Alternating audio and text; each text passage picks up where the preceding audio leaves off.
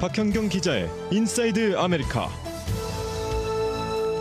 네, 캘리포니아주 내 패스트푸드 체인점들은 올해부터 최저 시급이 크게 오를 예정이었습니다마는 가처분 소송으로 급제동이 걸려 있는 상황입니다. 그리고 이것은 내년 11월 중간선거에서 주민들 손에 결정이 나게 됐습니다. 또 주요 주택 구입층인 밀레니얼 세대의 대다수가 인플레이션으로 주택 장만 계획에 영향을 받은 것으로 나타났습니다. 그래도 어렵지만은 주택 장만을 위해 나아가고 있는 것으로 조사가 됐다라는 소식인데요. 박현경 기자. 네, 안녕하십니까. 이 캘리포니아주에서 패스트푸드 체인점 근로자들의 이 최저 시급 인상을 뒤집으려는 시도가 한 단계 나아갔네요. 네, 그렇습니다. 기억하시겠습니다만 원래 캘리포니아주에서 그 패스트푸드 체인점들의 최저 시급을 인상하는 법이 올해 1월 1일부터 시행될 예정이었습니다. AB 257법, Fast Recovery Act였죠. 그런데 이 법은 발효를 이틀 앞둔 지난해 12월 30일 급제동이 걸리고 말았는데요. 다름 아닌 이 전미식당연합과 파트너십을 맺고 있는 Save Local Restaurant이라는 단체가 이 Fast Recovery Act 가처분 소송을 제기했고 그걸 법원이 받아들인 데 따른 것이었습니다. 그로 인해 30일간 시행이 보류됐는데요.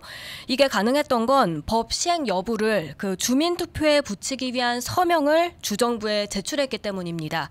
그리고 보류가 만료되는 그 날짜를 단 며칠 앞둔 어제 이 법을 주민투표에 붙이기 위한 서명이 정족수를 채운 것이 확인됐습니다. 네. 주민투표에 붙이기 위해서는 얼마 정도의 서명이 필요했는데 그걸 채울 수 있었나요? 네, 지난해 12월 5일까지 캘리포니아주 유권자 62만 3천여 명의 서명을 받으면 됐습니다. 예. 이 서명 운동을 벌인 단체는 100만 명 이상의 서명을 주 당국에 이제 제출했고요. 캘리포니아 주 당국이 집계한 결과 유효한 서명이 71만 2천 건 이상에 달했습니다. 약 30만 건이 무효 처리됐습니다만 네. 그래도 62만 3천 건을 훌쩍 웃도는 거니까 주민투표가 이제 그러네요. 가능해진 겁니다. 그러면 이 주민투표는 언제 실시가 되나요? 2024년 내년 11월 5일 중간선거 때입니다. 그렇게 주민투표가 이뤄질 때까지 이 법 시행은 계속해서 중단되고요. 캘리포니아 주민들은 투표를 통해서 패스트푸드 체인점들의 최저 시급을 인상할지 말지 결정하게 됩니다. 그러면 이 법에 따르면은 패스트푸드의 그 최저 시급이 얼마나 오르게 되는 거예요? 최고 22달러입니다. 그런데 지금 캘리포니아주 최저임금은요 15달러 50센트고요. 예. LA시도 16달러 4센트, LA 카운티는 15달러 96센트 정도입니다. 네. 그런데 22달러면 캘리포니아 주 최저임금에 비해서 거의 뭐 40% 이상이 비싼 겁니다. 앞서 그 우체국에서 직원 구한다라는 소식 전해주셨잖아요. 네네. 거기 계산 보니까 19달러대였어요. 19달러대였습니다. 네. 그것보다도 더 높네요. 그렇죠. 그런데 이렇게 최저 시급 인상을 막기 위해서 나선 사람들이 누구예요, 결론적으로? 동참한 업체들을 보면 아무래도 대형 체인, 패스트푸드 체인점들이 많습니다.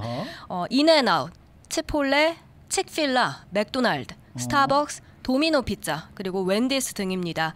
이들과 함께 전미식당연합이 이 법 시행을 막기 위해서 수백만 달러를 기부한 것으로 나타났습니다. 이 무당파 공정한 정치 실행위원회 측이 이렇게 밝혔고요. 네. 그리고 그 세이프 로컬 레스토랑은 법 발효 중단을 위해서 게빈 뉴섬 캘리포니아 주지사가 이 법을 서명했던 게 작년 노동절이었거든요. 그렇죠. 딱 그 노동절 직후부터 이 서명 운동 캠페인을 시작했습니다. 그렇게 해서 이 단 몇 달 동안 일단 서명을 충분히 확보하고 이를 주민투표에 붙일 수 있게 된 겁니다. 네. 그러니까 이런 대형 체인들의 업주들은 이제 돈을 대고 이것을 좀 막기 위해서 서명 운동을 벌였는데 네. 서명을 한 사람들은 보통 사람들일 거 아니에요. 그러면은 그 사람들은 왜 서명을 했을까요? 우리 일반 노동자들은 좀 많이 받았으면 좋겠다라는 생각들은 누구나 하고 있을 것 같은데. 나는 시간당 15불을 받는데 이 사람들은 체인점에서 일하면서 22달러를 받는다. 이거가 좀 마음을 불편하게 하지 않았을까라는 부분도 있을 것 같아요. 그 참 네. 희한하네요. 그리고 이 식당 뭐 대형 패스트푸드 체인점들뿐만이 아니라 뭐 작은 규모의 식당 업주들도 이것에 반대하는 분위기입니다. 네네. 그래서 그분들도 아마 서명 운동에 참여했을 수 있죠.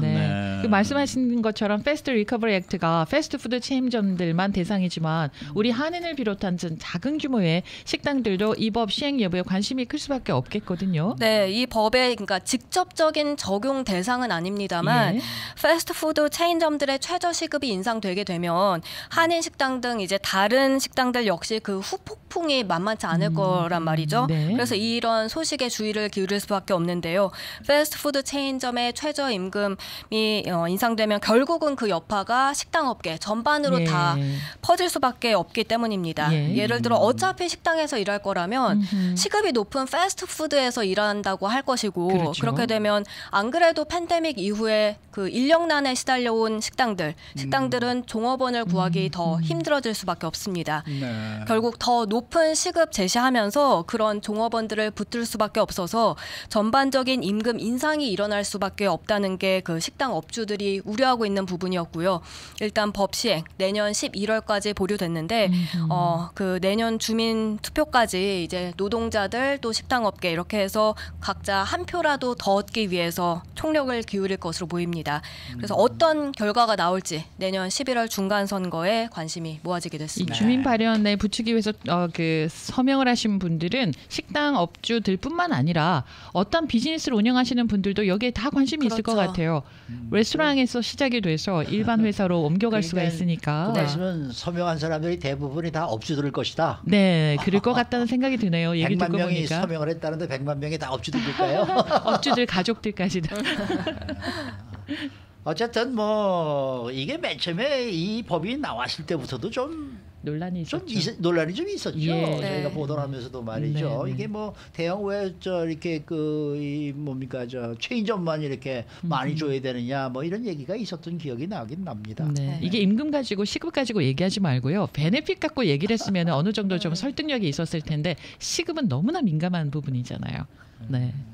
자, 다음 소식입니다. 주요 주택 구입층인 밀레니얼 세대 대다수가 인플레이션으로 주택 장만 계획에 영향을 받은 것으로 나타났다. 이런 소식이네요. 네, 밀레니얼 세대 나이가 지금 가장 어린 건 27살, 그리고 많게는 42살 이 사이입니다. 그래서 주택 구입을 가장 활발하게 하는 연령대인데요. 부동산 데이터 업체 클레버가 소유한 리얼 에스테이트 위치라는 이 교육 플랫폼이 여론조사를 벌인 결과 전체 밀레니얼 세대의 92% 대다수가 인플레이션이 자신의 주택 구입 목표에 영향을 줬다고 밝혔습니다. 그렇겠죠. 밀레니얼 세대가 뭐 주택 구입을 많이 계획하고 있고 인플레이션은 또 너무나 심했다 보니 이건 그렇게까지 놀랄만한 결과는 아니란 평가입니다. 구체적으로 어떻게 영향이 미쳐진 거예요? 전체 밀레니얼 응답자 28%는 주택 구입 계획을 늦추고 있다고 밝혔습니다. 또 이보다 더 많은 36%는요. 주택 구입에 있어서 지출, 그러니까 예산을 더 늘릴 수밖에 없다 답했고요. 26%, 4명 가운데 1명꼴은 낡은 집을 구하려 한다고 밝혔습니다. 그리고 거의 비슷한 비율인 25%는 좀 더 자신이 생각했던 것보다 작은 집을 사려 한다고 전했습니다. 그렇지만 이게 나쁜 응답만 있는 것은 또 아니라고요. 네, 과반인 59%는요. 더 많은 돈을 저축하고 있다고 밝혔습니다. 더 많은 돈을 저축해서 이제 주택을 구입하려 계획하고 있고요. 근데 확실히 첫 집을 장만하는 게 더 힘들어진 게 지난해 첫 주택 구입자들의 보통 나이가 36살이었습니다. 그런데 그 1년 전인 2021년엔 33살이었습니다. 그러니까 1년 만에 3살이 더 높아진 겁니다.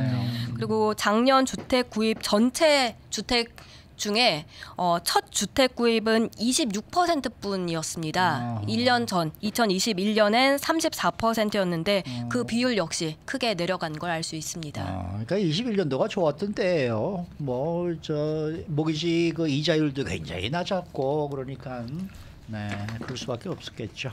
수고 많으셨습니다. 감사합니다. 박현경 기자였습니다.